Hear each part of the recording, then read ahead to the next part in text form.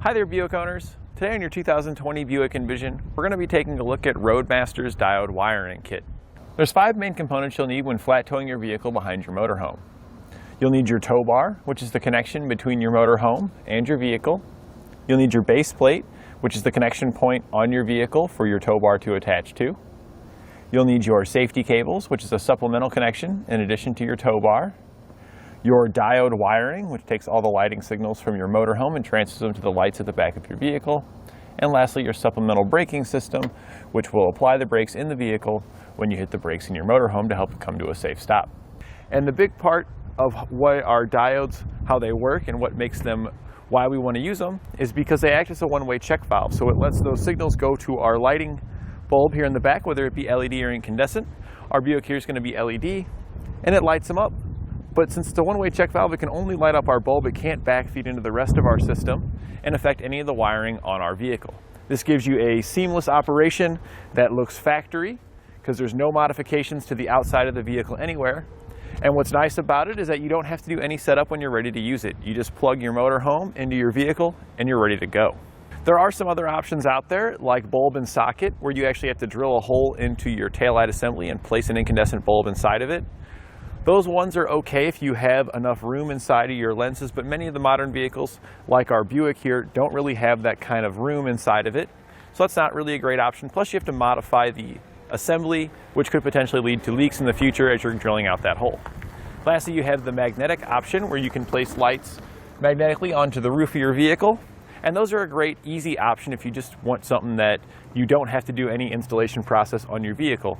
But in the end, those are going to be more work in the long run because every time you want to flat tow, you got to get them out, set them up, string them up, make sure you don't have any wires hanging around. So you can do a little extra work here at the beginning with diode wiring to avoid having to do anything later on down the road. Our customer opted to choose the wiring kit that has a 6-pole connector along with a coiled cable. And you can see why he chose the coiled cable here, because his tow bar doesn't have any type of channeled cable management. It does have a little bit of cable management here in the back, but that just kind of holds it up and is great if you have a coiled cable like this. Our 6-pole connector here at the front is going to provide us with 6 different connection points. 4 of those we'll be using for our lighting circuits. But having the extra 2 holes that we can apply extra accessories to is nice for the future. So you could get away with just the 4-pole kit, but I highly recommend you upgrade and go with the 6-pole here, especially if you have specific vehicles that require things like a charge line kit, or if the braking system that you chose has a monitor light, you can easily integrate that monitor circuit inside here instead of running additional circuitry elsewhere. Now you might notice that our fascia is removed, and this is because we just installed the base plate here. And this is the best opportunity you have to install your wiring, because with all these components out of the way, it makes it much easier to get everything routed. We'll need to take the wiring that comes in our kit. It's going to be all looped up in a roll. We're going to unroll it, and then we're going to route it from the front here to the back of the vehicle, where we're going to split off to both our left and right side taillights. So to get it routed towards the rear, I went ahead and just went straight over to the side here, and then we will go along the bottom.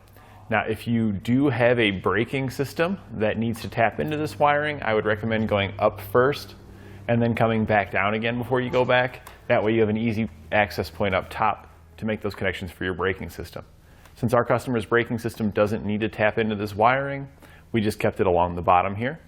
And we just run it along our subframe, zip tying it along the way. There's holes throughout the frame that you can just run a zip tie through to attach it to. And we just stay on top of our frame here until we get to the back. We go underneath of our steering rack, come out the other side of that, and then we stay above our cross brace here, then stay down the driver's side frame following back, and we're following our factory wiring and zip tying it to that going along the way. Because our factory wiring is already routed in a way that is going to avoid anything that's moving, like our steering and suspension components, as well as our exhaust that's excessively hot.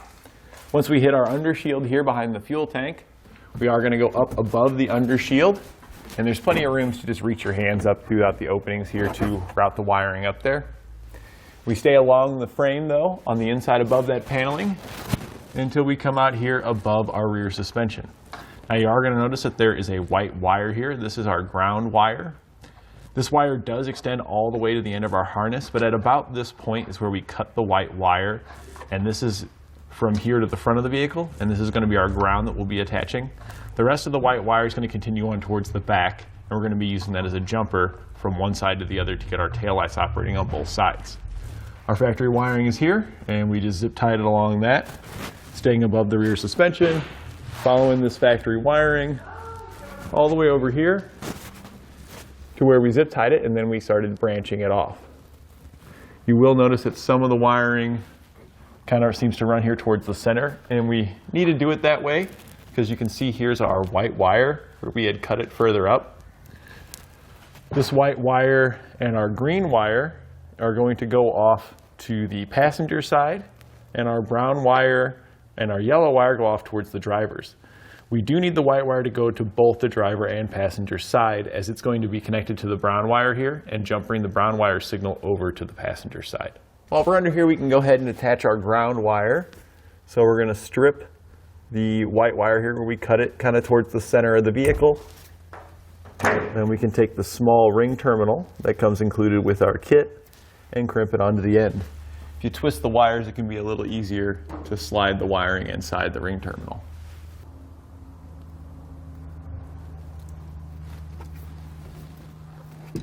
We can then slide our ring terminal over our self-tapping screw and run it up into the frame here. Want to make sure we're in this opening because you can tell it's not going to go inside the vehicle. To feed our wiring up behind our taillight assemblies, we are going to need to remove them on both sides. To remove them, we're going to take our flat-bladed screwdriver and pop out the little cover here. You will need to have your lift gate open to access that there. Behind the cover, you'll have a screw that we're going to take out using a T15 Torx socket. Once we've removed the screw, the whole taillight assembly just pulls straight rearward. It is pretty difficult sometimes to get it to come off. You just kind of want to just shake it and give it a little tug. A trim panel tool on the opposite side up here.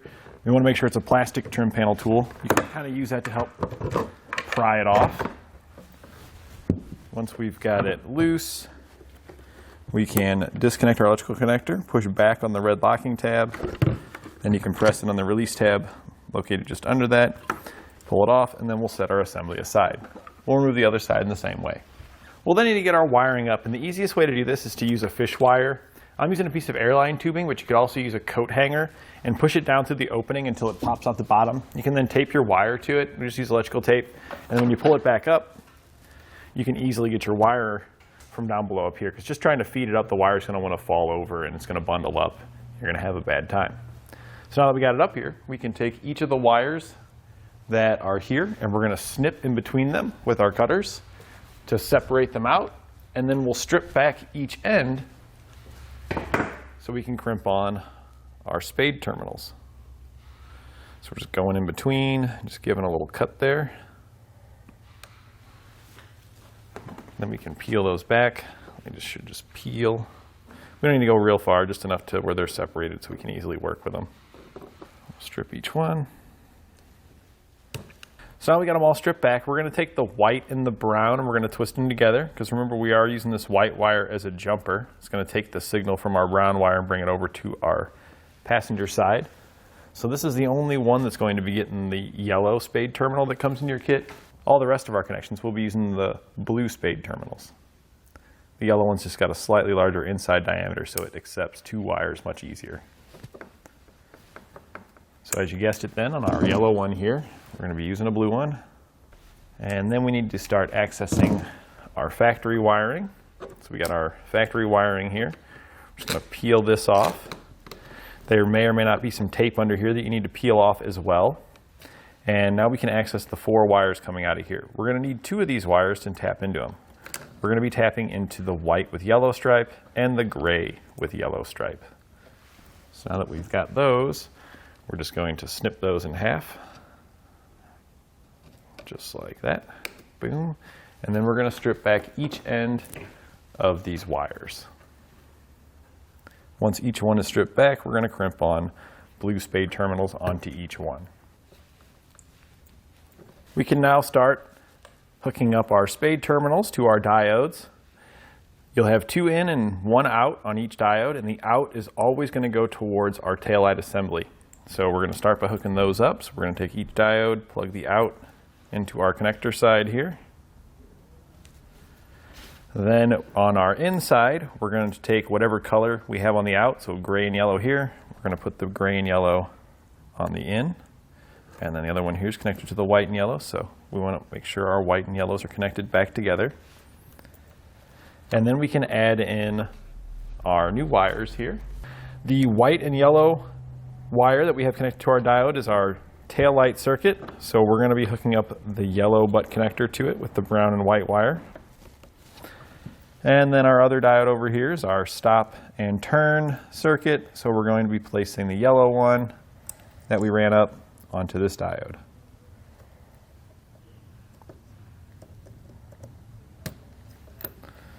Now at this point, there are double-sided adhesive here on the back of our diodes, so you could stick them inside the back paneling here. However, due to the limited length of our wire, in most cases you're going to put yourself in a position where you're going to have a difficult time getting that assembly put back in. So to ensure we have plenty of clearance and help keep our diodes from rattling around, we're going to peel off the backing and just stick the two together. From there, you can take your sheathing and put it back on. So we're just going to run that down the wire. And it's only going to be able to go so far on some of your circuits, but we can cover up the remaining ones that we didn't tamper with. So here you can see over on the passenger side, we've basically done the exact same thing over here. You can see our outs are going towards our assembly. The wire colors that we need to choose over here on this side is the violet wire, as well as a white wire with a yellow stripe. I know you saw one on the other side, but it's different over here on this side.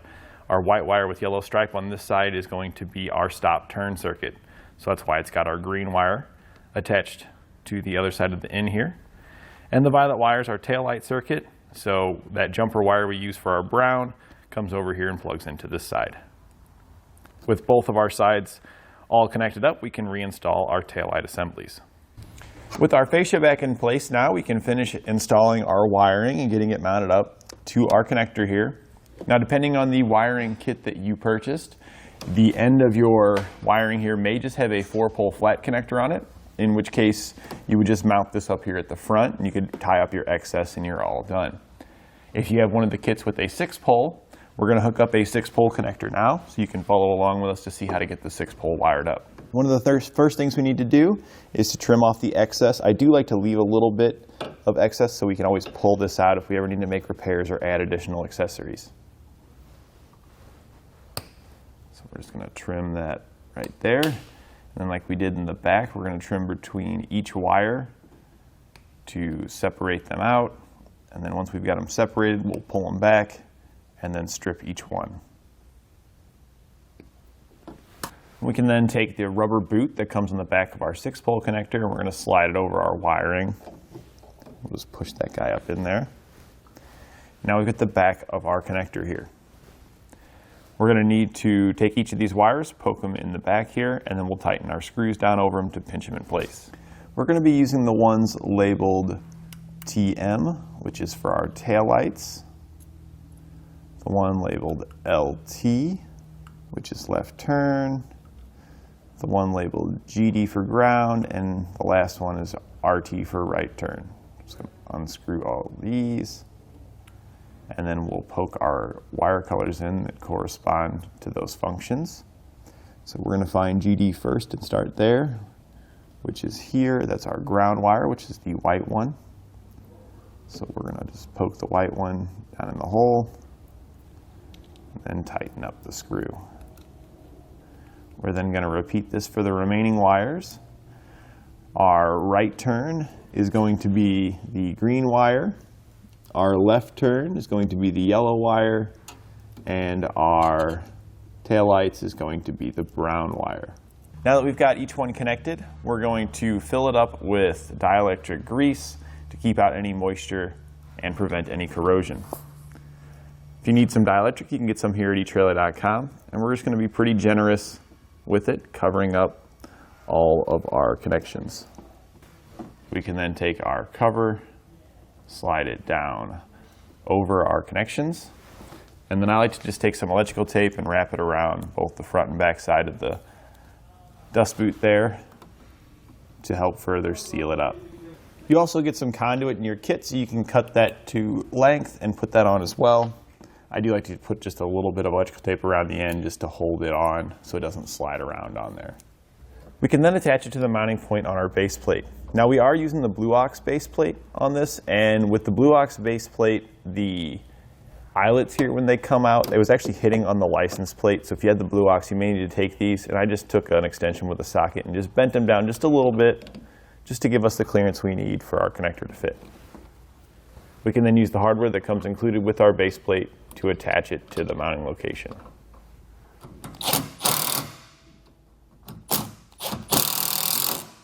Now we can go ahead and test it out. We're going to plug it into our tester here.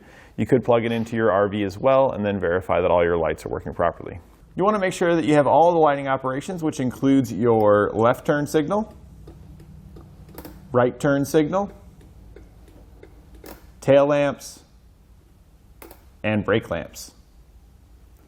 With everything working properly though, we are done with our installation. We can double check any of our wire routing and zip tie up any loose ends that come included with our kit with the zip ties, and we're ready to hit the road. And that completes our look at Roadmaster's diode wiring kit on our 2020 Buick Envision.